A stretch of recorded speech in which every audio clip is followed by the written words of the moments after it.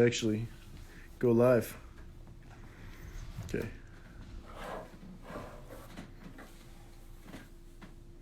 Pull it this way. I don't have it in front of me. There we go.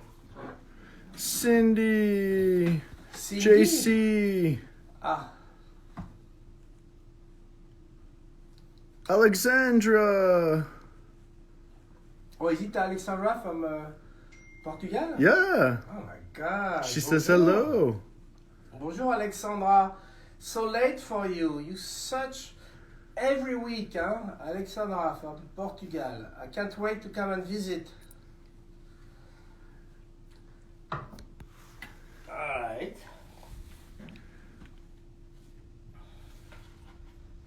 So, let me just check.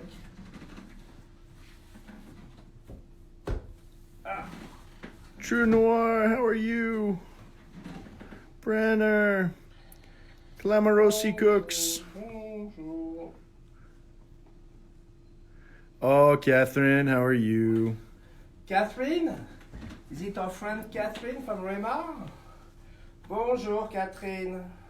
Oh, Mrs. Labro, good to see you. Woo! Charlene! Bonjour! Oh my God, Charlene is here, Maureen's mother from Paris.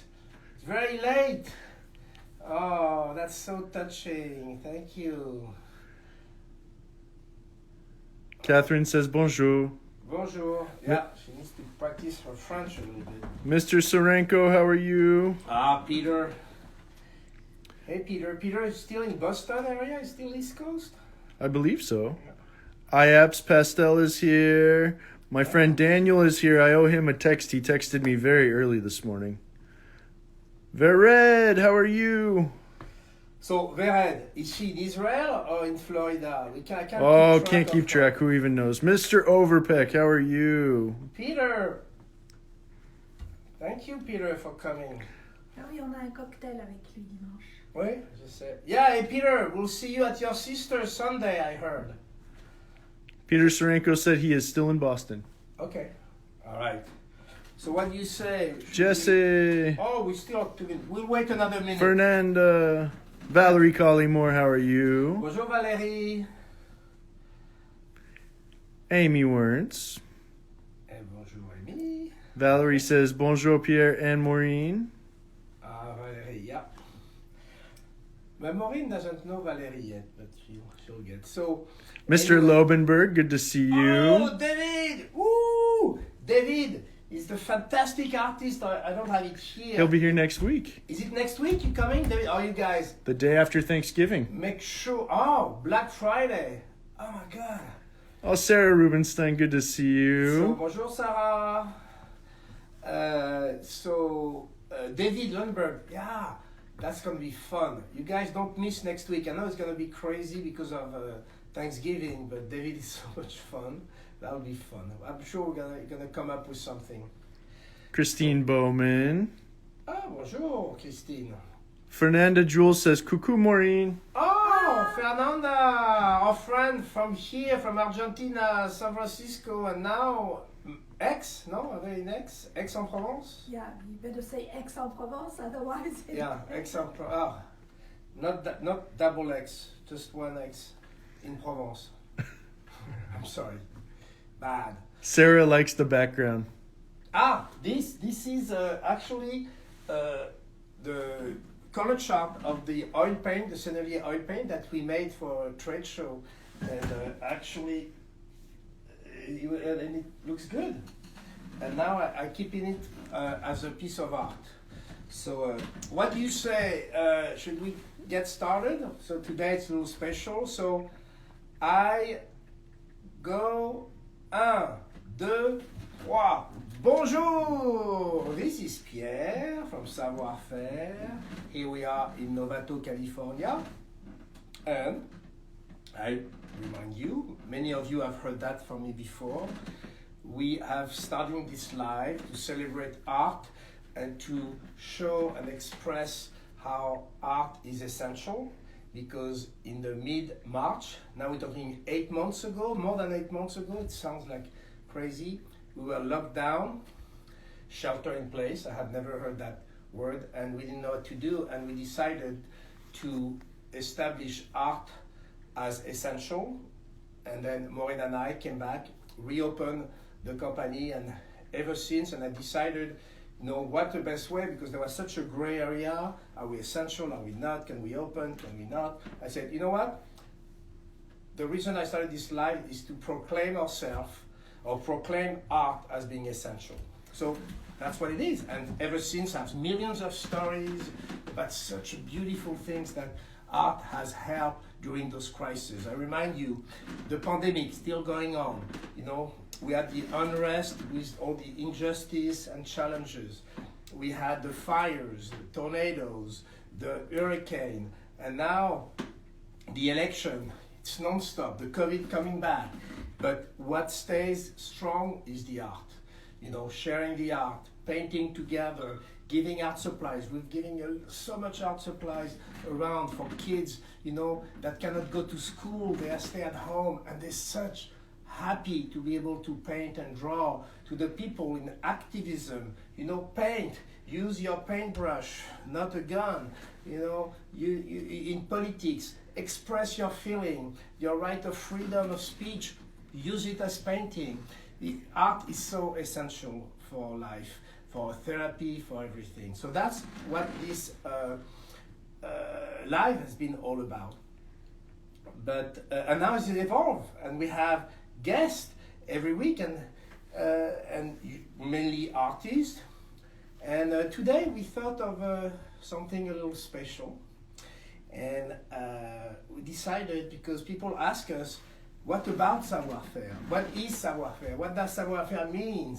So I thought I would tell you the little story about Savoir-Faire. But with that, I think the best person to talk about Savoir-Faire from the beginning, everybody think, because many of you know me more than Maureen, because I'm the one out. And but Savoir-Faire was originally started actually with Maureen in 1981. We are close to 40 years anniversary, so we thought we would tell you a little story. And then on that note, I would like to invite Maureen, and this time, instead of having a double screen, you'll have Maureen live, and then I'll let Maureen take, and then I'll come back and tell you my version of the story. Okay, Maureen! Woo!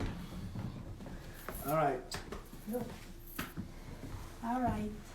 Hello, everybody. Bonjour.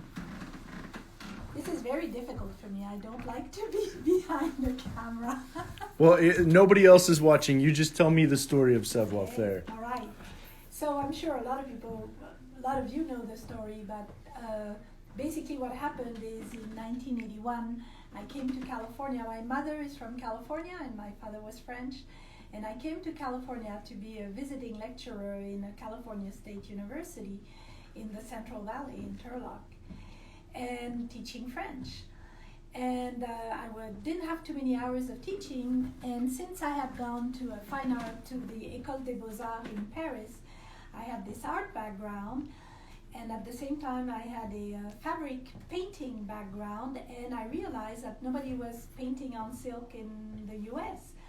So it intrigued me, and I decided that I would, first of all, perhaps show people how to do fabric painting, because it was kind of a fun craft, kind of the French pendant of macrame in the US.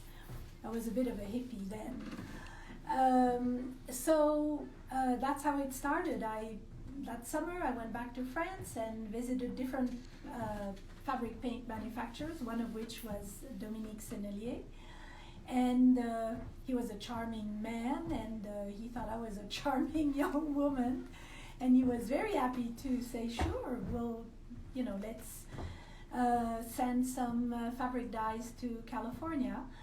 And that's how it started. So I brought in some dyes, and then I went around and did classes on fabric painting.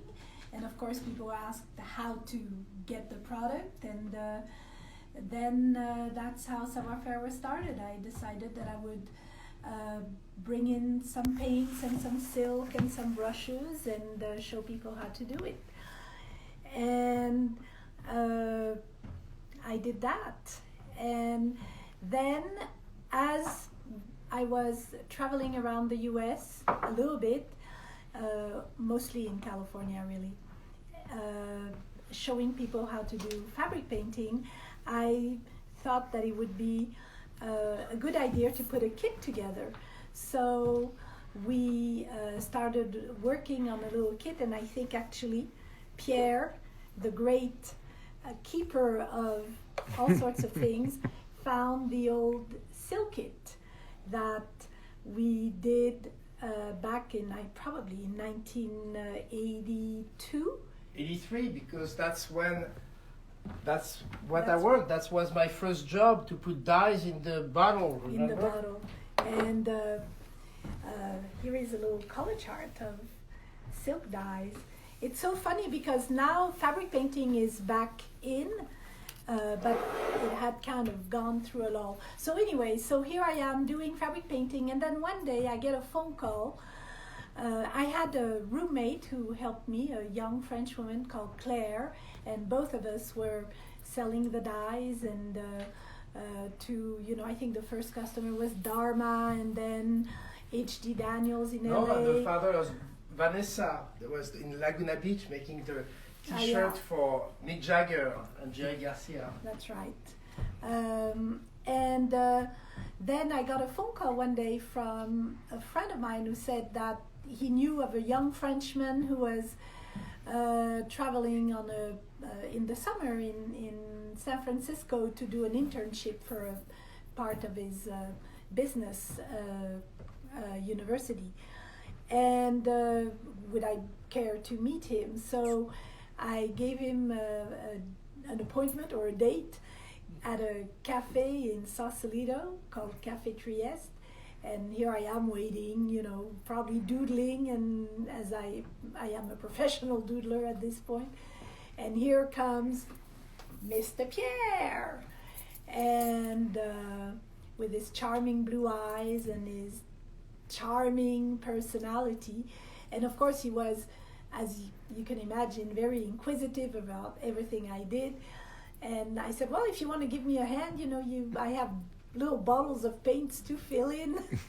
I didn't know Pierre was not a person of practical means, but really a person of vision and talk. So, but he did it. He was a good sport.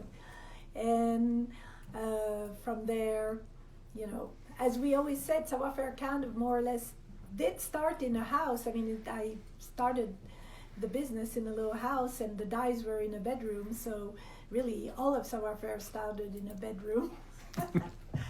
And then, little by little, we brought in more products, and we just kept doing this for the love of art, really, the love of working with painters, working with artists, knowing that your paint is sometimes on the museum walls, and always encouraging that aspect, the creative aspect of life.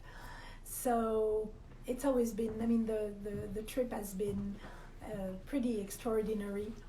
And, we went from having, 20 colors of paint. Now we have 6,500 products, selling all around the US, in Canada. So it's a pretty amazing story that we've been building, and that probably will go in some new directions pretty soon, but I'll let Pierre talk about that. So if people have questions, I'm happy to answer. I will say one thing: it's not easy to be a woman in business. Is it easier now than it was in 1981? No, I think it was easier then. But the reason I say that is because when I was young, I just didn't think of anything. I just did what I had to do. I just plowed through my work, and and I never had any clue that it was going to become what it became today. So there was much less interaction and policy, and I was not aware of all those issues of women working. But as I got older, I could see where for some women it could be harder. But in the meantime, I'm also a very good example that, you know, we can do it and we can be successful, and it's fun. It's great. Peter Serenko asked, how long did it take from your first meeting for you and Pierre to start dating or become a couple? Probably. But 2 there's months. difference between dating and becoming a couple. It's a distinction. Probably dating probably a couple of months, and becoming a couple of years. We were kind of free spirits, each of us on our sides. So yeah. Cindy has asked if there's a story you can think of that encapsulates one of your challenges as a woman in business. There's quite a few encapsulate challenges of women in business. Yes, once I was at a dinner with 3 businessmen in Chicago, and I was the only young woman there. And it was around some election time. And, you know, I've been educated to have conversations at the dinner table, so I brought up the subject of some elections in the US, and this one man turned around to me and said, "Young lady, in the States, when there is a woman at the table, we do not talk about politics, religion, or sex. Thank you very much." I said, "Okay." Oopsies. So I learned something. So they would have talked about it if you weren't there? I'm sure they would have talked about a lot of those subjects in sports, most likely. So yeah, that was kind of revealing for me. All right, Pierre, I need your help. So you can send me questions afterwards. I mean, I'll be very happy. Maybe I'll do a little story one day, telling all the details of Savoir-Faire. That would be a tell-all book. Exactly. Not all the stories, but so. Anyways, thank you for listening to my little story, and go paint. Woo! Bye. Bravo, Maureen.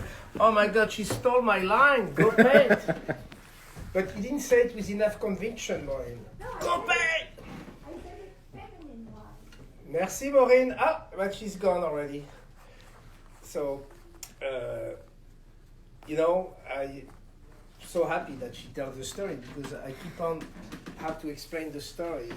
When people ask me about my story, I always start with Maureen's story, but better to hear it from the horse's mouth, as we say. So anyways, that was something. So why don't I tell you my version of the story? No, close. So it's true, I get the same phone call of a person saying, "Oh, would you like to meet a young lady in Sausalito at Café Trieste?" By the way, Café Trieste, for the people who don't know it, it's the cafe where Coppola wrote how do you call it? Apocalypse Now. No, not Apocalypse. I'm sorry. Godfather. So he was writing all day long in that bar. So, anyways, so I got there and I met Maureen, and it was actually at the end of the few months I spent. So I came to San Francisco for 6 months. I was in business school.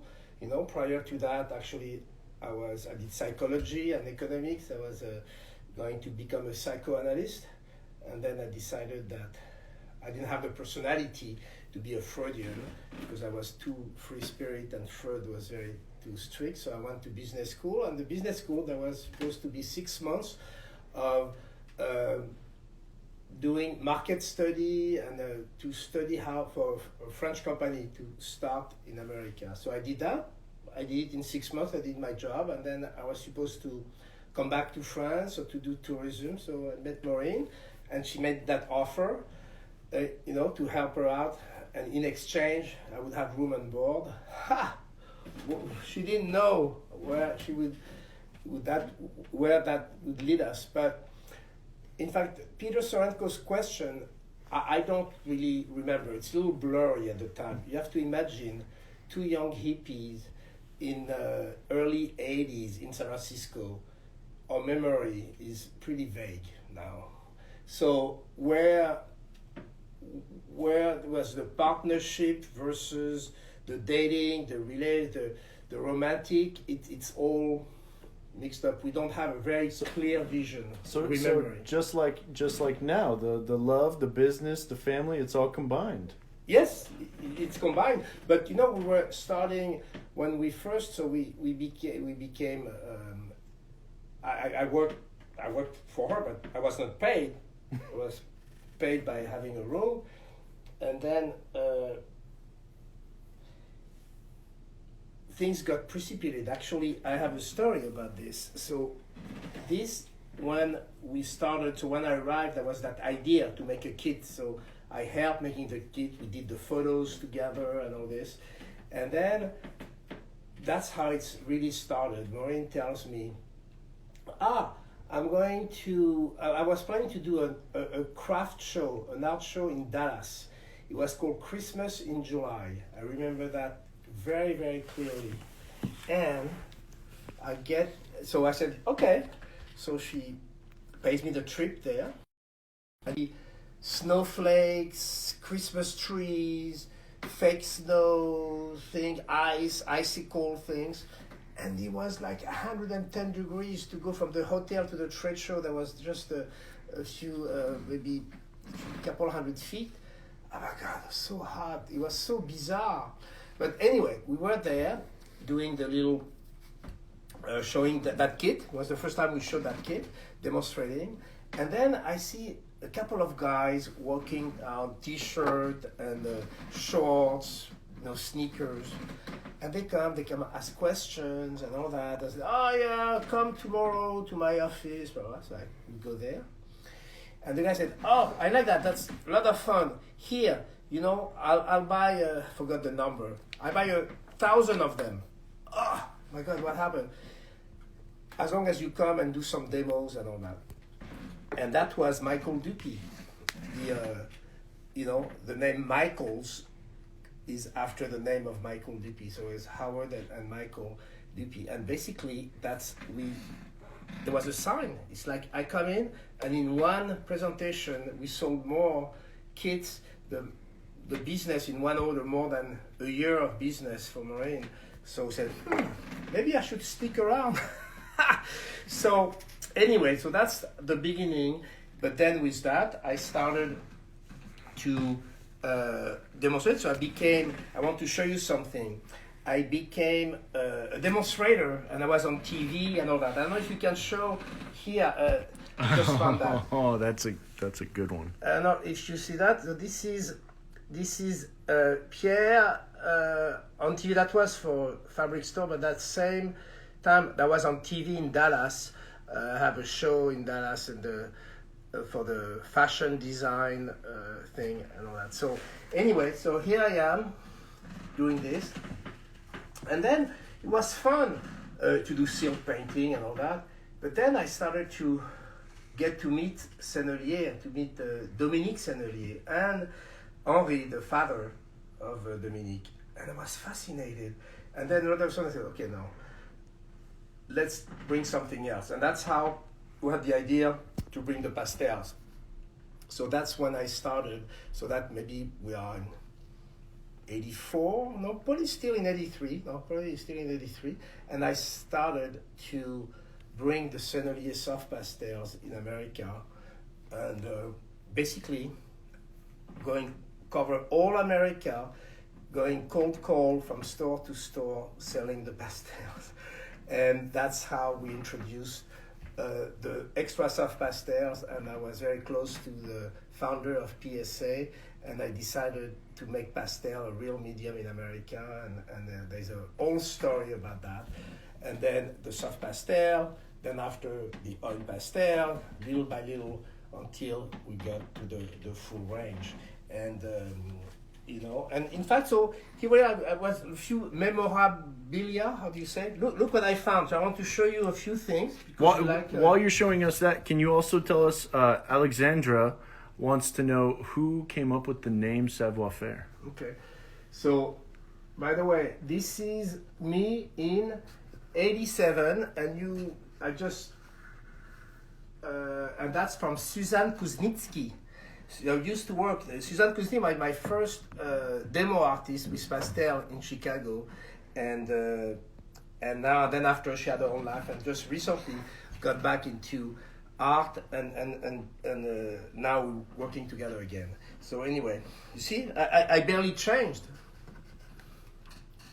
So Savoir-Faire, it's Maureen. Maureen is very good with name, so that was her idea, and in a sense that Savoir-Faire literally means know-how. So it was basically know how to paint on silk.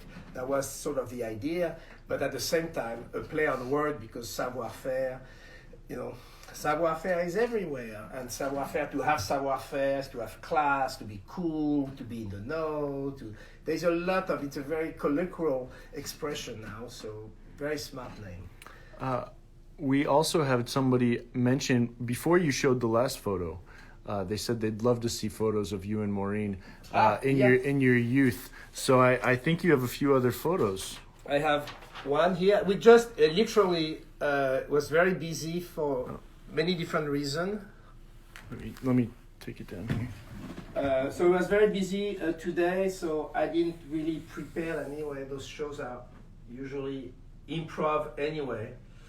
So I just grab out of my office a couple of things. But here, it's not me, but Maureen was talking about Dominique Sennelier. So Dominique is the grandson of the founder Gustave, who was the manager for the family of Sennelier when we met, and he's the one who took a leap of faith in giving the distribution credit and give the business to two young hippies in San Francisco. The rest of the family thought he was crazy, but he stuck to his gun, believe it, and he's very happy about us. So this is Maureen and Dominique. I don't know when it was, probably late 80s, beginning 90s, so that's very special. Voila. Peter Sorenko, while you were telling stories, he asked if you might have a story about flying from Chicago to Bloomington. Yeah, okay, I'll tell that story. All right. It was not planned, but you know, we go with the flow. We are fluid these days. This is a color chart I made. So, Peter Sorenko, by the way, we used to work with Peter, used to be our sales director back 10 years or 15 years, I forgot when. So we were, but we are friends also. He used to live in Mill Valley, and then he got a great job in different things. But anyway, thank you for the question. So I think Peter is referring to, there was two events. On one hand, I was going to Bloomington, Indiana, to give a lecture at the University of Indiana, which is on itself, I'll tell you the story in a second. And then, but prior I went to Chicago, and there was a customer, actually it's related to Maureen a little bit, because there was a customer that we used to do business with in Chicago. He was not paying his bill so well, so it was always, but then we did a big trade show, the NAMTA show in Chicago. And then the guy came to the booth and made an offer to buy the booth. So me as a salesperson, it's always good when the customer buys the booth. So I made a deal with him to buy the booth, and Maureen was so upset. She said, "No, you shouldn't sell to this guy. He's never gonna pay us. You know, he's a crook." And I said, "But Maureen, I made the deal. Look, we don't have to bring the stuff. Blah blah blah. It's a good thing." And then the guy stiffed us, so I was so mad at myself. So one day, I go to Chicago, And there was our rep, waiting for me. I said, "Oh, by the way, do you mind if we drive by the store?" And then that store, it was called Genesis or something like that, Awakening Avatar. And then I go there and I go inside the store. You guys have seen the Repo business, the movie Repo? I had just seen the movie. I said, "Oh, that sounds good." So what I did, I go inside, I go straight to the brush aisle, and I grab all my brushes and other of all the most expensive Kolinsky scroll brushes. I probably had at least $10,000 of brushes in my hands. At the time, 20 years ago, was a lot of money. And I basically take it, walk out the door, and all the clerks, and they were paralyzed, didn't know what to do. I said, "Hey, hello, hey, say hi to Richard, I think he was David. Hey, say hi, okay? Thank you, bye-bye." And then I run out, I jump into my car, I said, "Go, go, go, go, go, go," and then go to the airport. So I got late. I was very late because we didn't plan to do that. He didn't know I was going to do that. And then I go to that. It was the small airport. How is it called in Chicago? Midway. And at the time, I had literally 5 minutes to go to the plane. I run. It was before September 11th. The plane is on the tarmac. I run outside. I don't know why I managed to walk in the tarmac. I stopped the plane. It was a small plane. It was my flight to go to Bloomington. Small plane, maybe 12 people or 15 people. And then they stopped the plane for me. I go in. I was so tired. I fell asleep. And then I hear this noise in the plane. And then we land.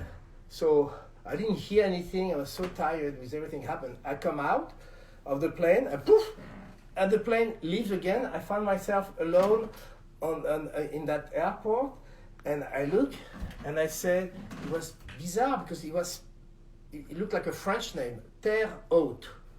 You know, it sounded like a name in the French Caribbean and all that. And in fact, and the plane leaves, so I didn't know what's going on. And it was a stopover in Terre Haute. And basically, there was no one in the airport, and I was alone. It was night, so I managed to call to make a big deal with I forgot the airline, maybe United, and then they sent a taxi to get me and to give me a ride to Bloomington. And it was an old guy, in his big car, blah, blah, blah, and he drove me around, crossed all the cornfield, arrived in Bloomington, and in Bloomington I couldn't believe, in the middle of nowhere, and I see this city with a stadium, 100,000 people, a museum designed by A.M. Pei, Oh my God, the first time I noticed a college, I didn't know it existed, to have such an amazing, in the middle of nowhere. So I guess that's the story that Peter wanted. He said he loves this story. Yeah. So anyway, how much time do we have? 15 minutes or so. So where was I? Back to the pastels. I need to do the pastels. It was very special because and that's when I started to get very close to the Sennelier family, and then I was talking to Dominique, and I talked to his father, and that's when I started to understand the full history of Sennelier. And I studied it to a point where I knew more the Sennelier story than almost Dominique himself, because I learned from his dad and from other things and all that. And I decided to expose Sennelier for who they were, for their history. And they were so shy. No, Pierre, no, don't talk about Cézanne. No, we don't have it. We don't do name dropping in my family and all that. I said, no, the impression is, no, people should know. But then I convinced him, and then he came to the US, and I remember with him, we would drive all over, we'd cross America in the car, and I would rehearse with him to give the speech. The speech I'm giving now is actually a script that I was giving. So I was teaching him to speak English in the car, to rehearse, to tell the story about his family, that basically I had written for him. So it's kind of so funny. So, you're talking about history. So I want to show you, I brought a few things. So to stay with, this is the old, I found out, this was our catalog in 84. That was our catalog in 84. And you can see it was with typewriter and then photocopy. This is to give you an idea, or I can give you more. This is, well, that's too small maybe.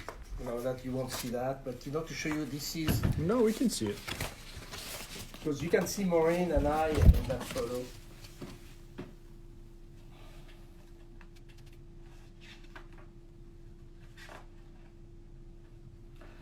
So here, that was our original logo, by the way, Savoir-Faire. So that was our logo then that we designed in the 80s and beginning of 90s. And look, this one is 90. But look, this is literally, look at how our catalog were. We would hand type, typewriter.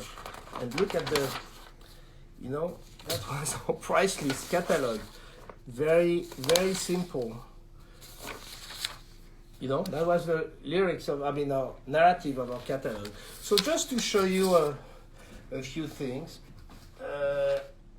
let's see. Erica Marcelli just said she has an old order pad with that logo on it. All right. So, and that's when I was so fascinated with the Sennelier story that I really became, and to this day, Dominique, call me his adopted. I'm like his adopted son, and his daughter Sophie Sennelier, who now runs the company and the store, particularly the store in Paris. We call each other brother and sister. So literally, it happened also because everybody was convinced. I remember having argument because people know my name Pierre, but most people don't know my last name. And I had argument with people, they were sure that I was Dominique Sennelier's son. So I said, oh, Pierre, you never give it out, so your name is Sennelier, right? I said, no, it's not. I said, yeah. People thought that I was modest or something, that I didn't want to say I was from the family, but many people were convinced. So when I told the story to Dominique and Sophie that everybody think is my dad, he said, oh, it's okay. So now we joke about me being the spiritual son of Dominique and the brother of Sophie. And then I started to collect a few things, from it. So look at this, I'll show you something. This is a catalog from 1900. Here, I'll show you on the other side something very interesting. 1900, well, look at this, it's a little old, but this was the display at the 1900 Universal Fair in Paris, when they, for the Eiffel Tower, when there was the Eiffel Tower first made, that was the kiosk at the Universal Fair in Paris in 1900, the Sennelier kiosk. And this is La Chimie des Couleurs, and that's the first time a manufacturer explained, and I'm not going to go into the details, but basically it gives all the formula of each color. There's a story for each pigment. There's a whole story, where it comes from, why they use it, and all that. It was never done. You can see bleu, cérulean bleu. It's amazing. One of my projects would be to translate it in English and to reprint it, because this is so valuable. It's like a Bible of pigments and stuff. So that was given to me by Henri Sennelier, Dominique's father, that, by the way, the one who invented oil pastels for Picasso. So, and then give me a few things, I'll show you a few things of the time, since we are in the history. So that was the different Sennelier catalog, the different years, that's 75, that's, it's quite interesting to see all those. Look at this one, 63. Look at the design, it's kind of funny. There's more here.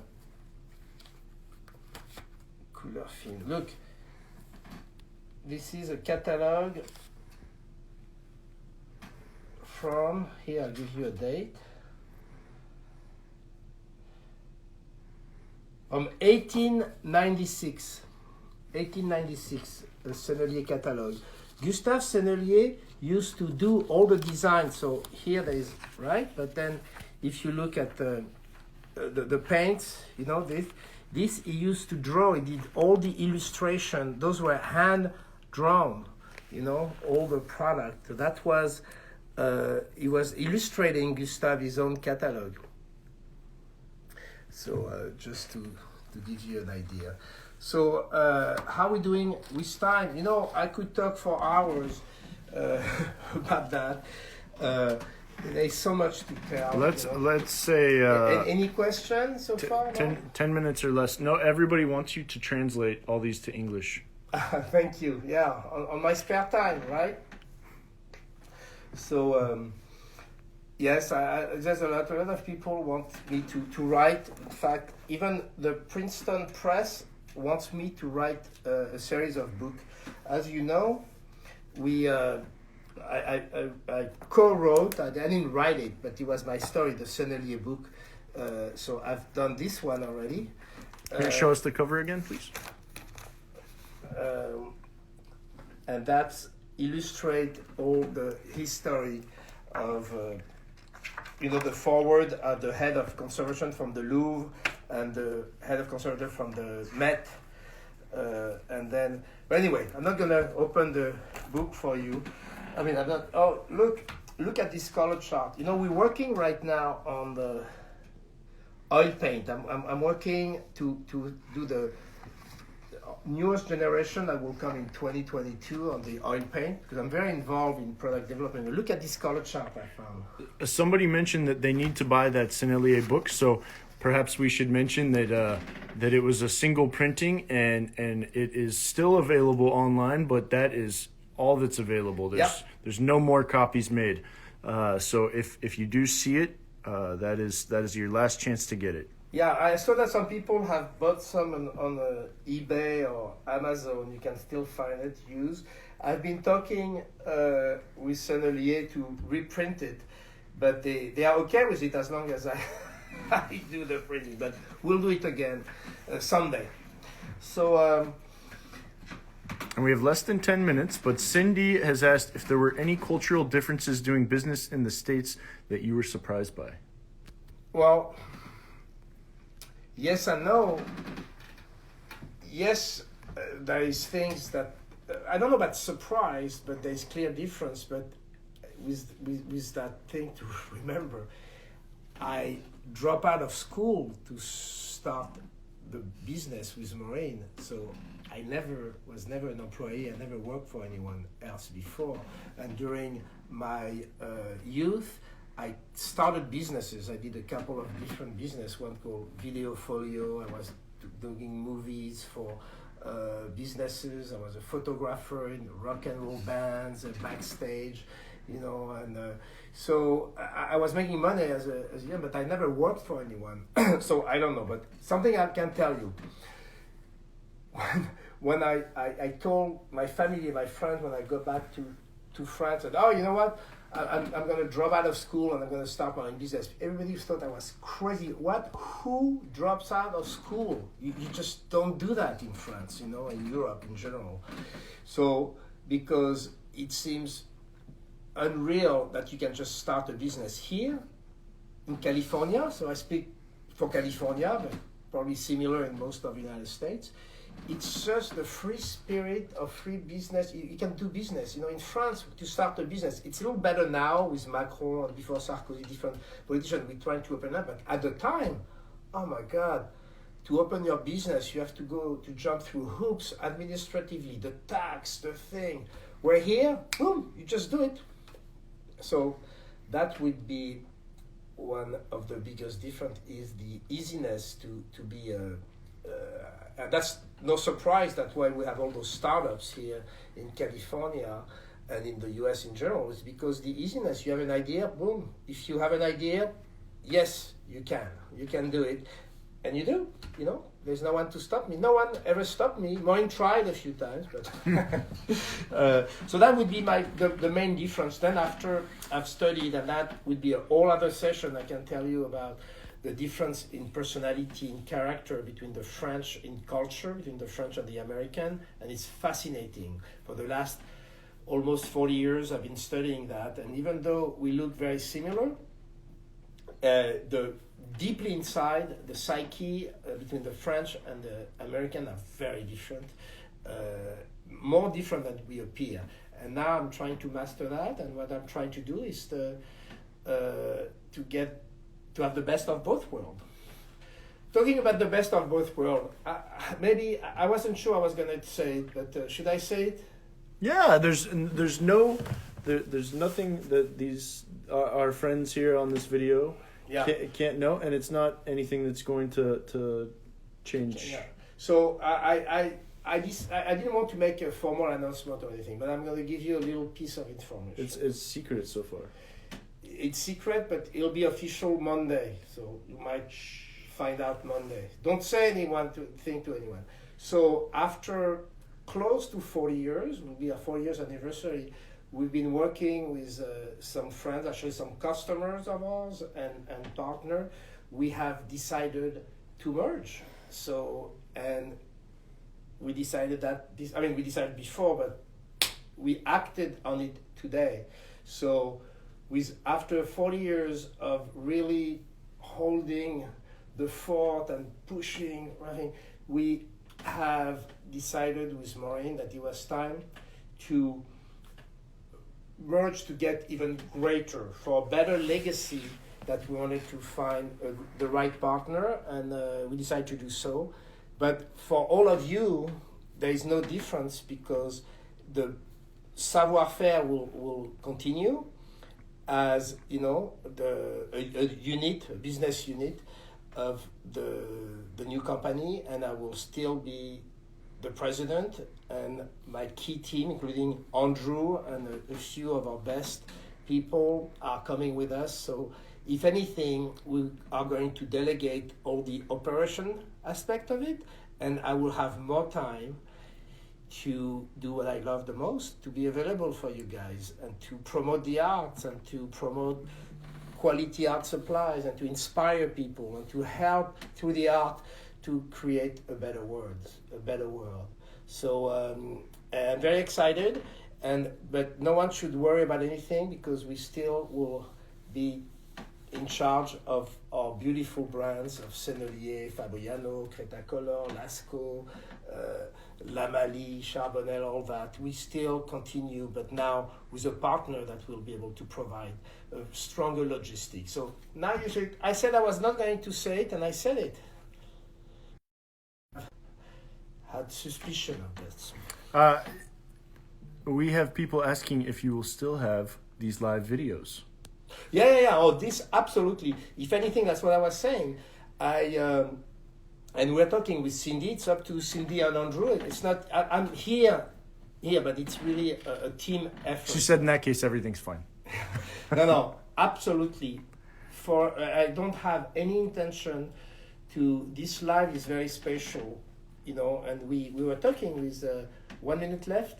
Okay, so basically it's very special, but this Friday afternoon we want to keep it. Cindy, Andrew, and I have decided we're going to keep the same format for this, very casual.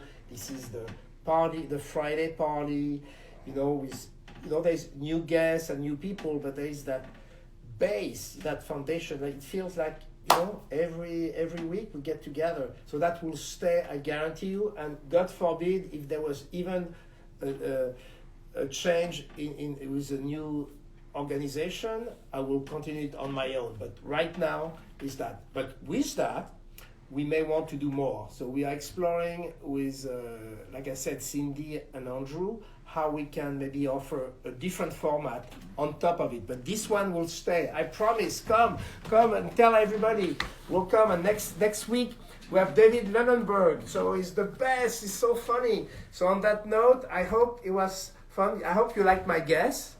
We had a live guest this time. And thank you. But thank you for coming every Friday. You don't. I don't see you. So one of the change I want to have thing where with a Zoom or something where we can interact. I can see you all and all that. On top of this format, we'll keep that format and we'll do another thing. So on that note, go paint. Merci, merci. I love you. Je vous aime. Okay. Woo!